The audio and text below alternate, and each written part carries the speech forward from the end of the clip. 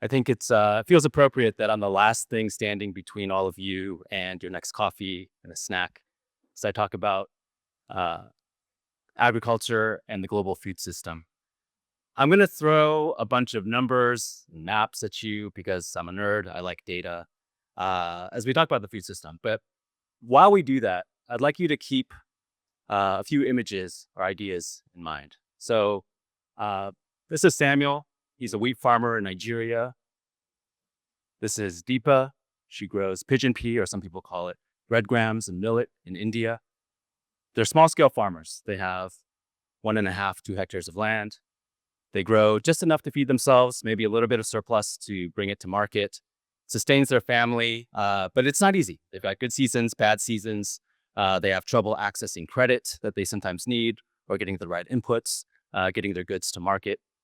And so they get by. They do this because they have to do this. It's not a high return kind of thing. They might aspire for something different or better for their children, right? These are small scale farmers. One more image. This is from China. I recently took my children there so that they could understand a little bit about where their great grandparents are from. This is Dapu, which is a small agrarian, not very rich, actually quite poor village in Guangdong province. And this is where my grandparents are from. And the reason I put this up here is to remind myself and to remind all of you that the plight or the situation of someone who's a small scale farmer who's maybe a little bit vulnerable isn't all that far away from many of us. For some, it's geographic, right? They're not that far from us. They might be a few hours away. For me, it's generational. And this is a reminder that what we sometimes take for granted because we can just buy it, throw it in our refrigerator, put it on the table. There's a process. There are people on the other side of that, and there's some important implications that we need to think about as we think about the evolution of the global food system. So, what does it look like today? Samuel and Deepa, what kind of world do they live in? They're actually part of about 84% of all farmers in the world. So, nearly 600 million farmers are what we would consider smallholder or small scale farmers. They're 84% of all farmers, but they account for only about a quarter of land and just over a quarter of crop production.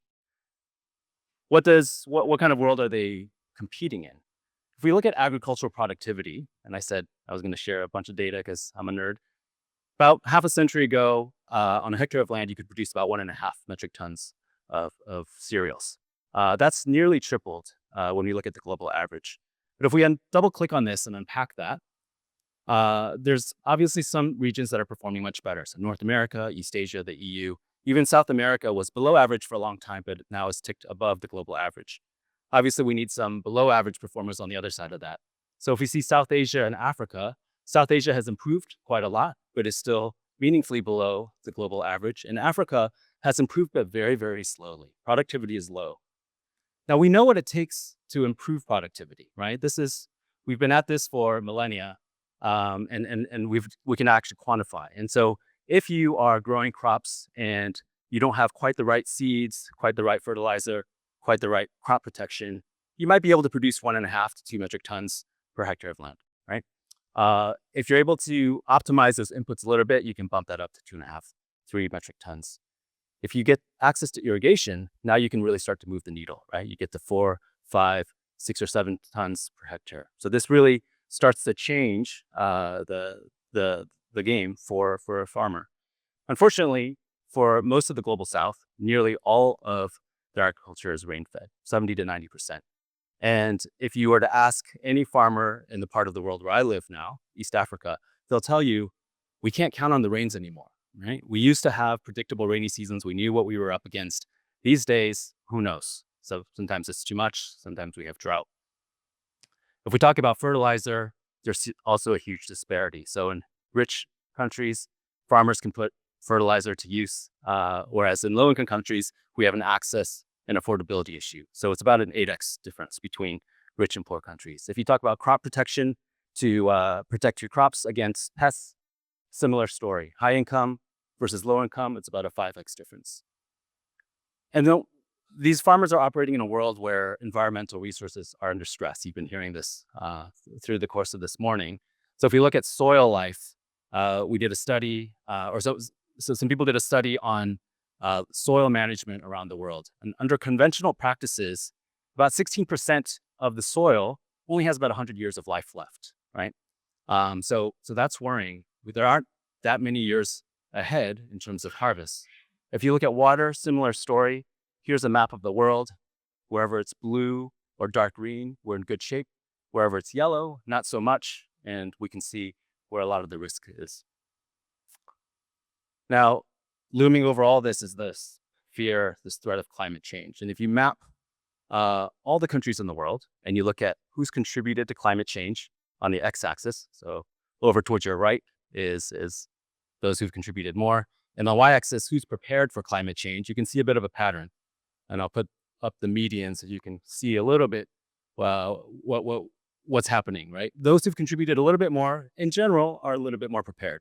Those who've contributed less to climate change, in general, are a little bit less prepared. And if I look at the two places that I would call home, the US and Kenya, you can see quite a gap there. Now, this chart's a little bit misleading, actually, because I've used what's called a log scale on the x-axis. So each tick here is a change of an order of magnitude, 10x, right? So if we used and I did this so it's easier to see the spread of the different countries. But if we actually used a linear scale, it looks more like this. So US outperforming on all the wrong things, go America, has contributed 800 times more to climate change than Kenya, but is in a far better position. And if you were to extrapolate this or play this out across the world, you can see that it's the global south countries that are most vulnerable. On this map, green is good, yellow, orange, red, not so good. And what are the places we need to worry about, right? It's where we are in this region. It's MENA, it's sub-Saharan Africa, it's parts of South America. These are the places that are most vulnerable. Now, you may think, okay, well, look, we've got overall productivity has improved. We've got global trade. We've got food scientists. Human ingenuity is going to get us out of this. Maybe, right?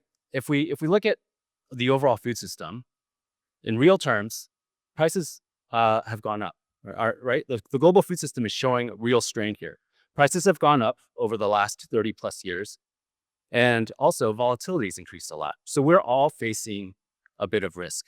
And we're in a world in which there's a lot of interdependence, right? So in many places, we can only get by if we're able to trade. I think the interdependence is good. I think the trade is good.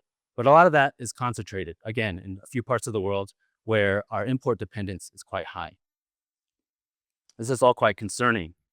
And when we look at what's happening with nutrition, what's happening with food security, things are kind of moving the wrong way. We heard from Laura a few minutes ago about the 3 billion people who can't afford a healthy diet, right? And a lot of them are concentrated in South Asia and Africa.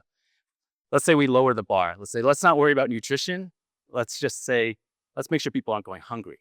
Even that's kind of going the wrong way, right? And so over a number of decades, the percentage of people who are facing undernourishment and hunger went down.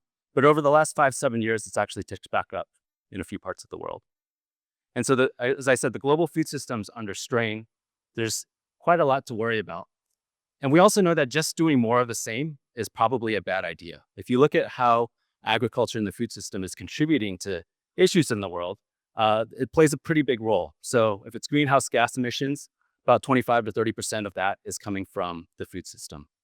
Use of land, about half of our habitable land is already allocated to agriculture. Freshwater use, about 70%. Pollution to water is about 80%. And then if you add up all the biomass of animals, right? Look at all the animals in the world today, about 70 to 90% of that is just the stuff we're going to eat. We're not leaving much room. There's not much room left over for wild animals. So this is concerning. Just doing more of the same thing exacts a real cost. And in fact, if you look at the hidden costs of our food system in terms of the environment, social, and health impact, we estimate that there's $10 to $13 trillion. That's about 10% of global GDP. Are costs that we are incurring. It's not reflected in what we pay for the food, right? It's not in market prices, but collectively, we're being penalized. This is concerning. It's a shared problem, but I think also there's a shared responsibility and opportunity for us to do something about it.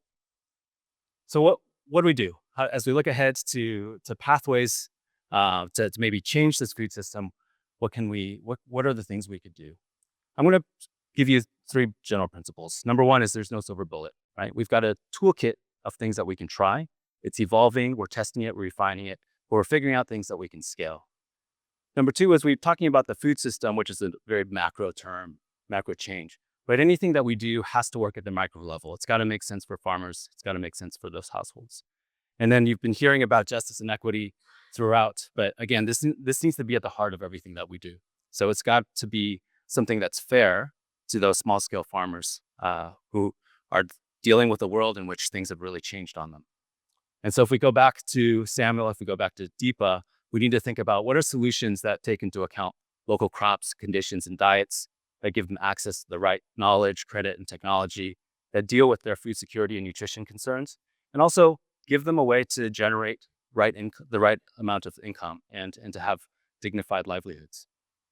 Let me offer a couple of ways that we're working with our clients to try to transform the food system.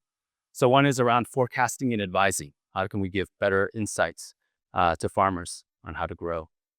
Another one is around how we grow the food itself, right? Can we give them technologies or change their practices? And then the third one is working with big multinationals or so-called big food to start embedding sustainability into their business models. These are just a few of the examples of the sorts of issues that we work on. There are many, many more, but it hopefully gives you a little bit of a flavor of the kinds of things that can be done. So when it comes to forecasting and advising, there's a lot of data available to rich farmers, right? They can do soil analysis. They've got drone and satellite technology, all of this contributing to better climate resilience. You can also make this accessible to small scale farmers. You can target it based on where they live. You can give it to them through SMS so that they can actually get it on their simple brick phones. And it can change the way that they grow, and it gives them a little bit more stability and predictability in how they deal with climate change. We talked earlier about irrigation and how much of a difference that can make. But irrigation is expensive. Large-scale irrigation projects are probably off the table in many of the places that we're talking about. And so you can look at smaller scale solutions, solar-powered pumps and irrigation, which can be used in place of diesel pumps. They can shift away the dependence on rain and enable farmers to grow better crops, higher value crops, and or have extra growing seasons. And if you do it right, these can be done fit for purpose. They can be affordable or nearly affordable for farmers. And this is more and more possible as we see the price of solar panels and batteries coming down. And if you size this correctly and you design the right kind of payment scheme, this becomes accessible. With regenerative agriculture, if we wanted to move beyond just basic irrigation, there are practices that we can do that protect our soil, that protect our water. Something that's relevant in this part of the world, date palm waste, for instance, can be converted into biochar, which can then be used to restore the health of depleted soils.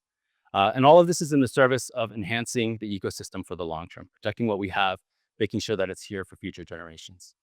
And then finally, reshaping big food. We're working with some of our clients to think about how they source.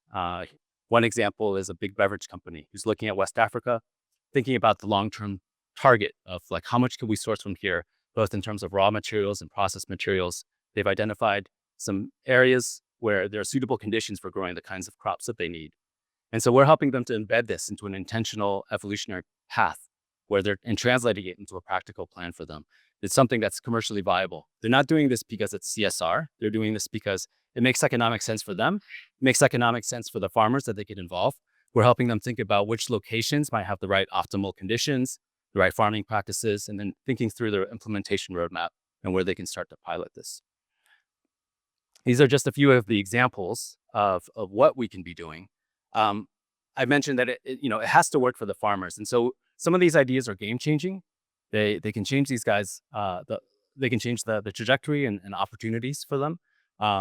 The economics may make sense. Oftentimes the payback period or the time horizon doesn't quite make sense. And so there's a room for catalytic capital or philanthropic capital to help bridge that gap, to help them overcome some of the risks that they would otherwise face.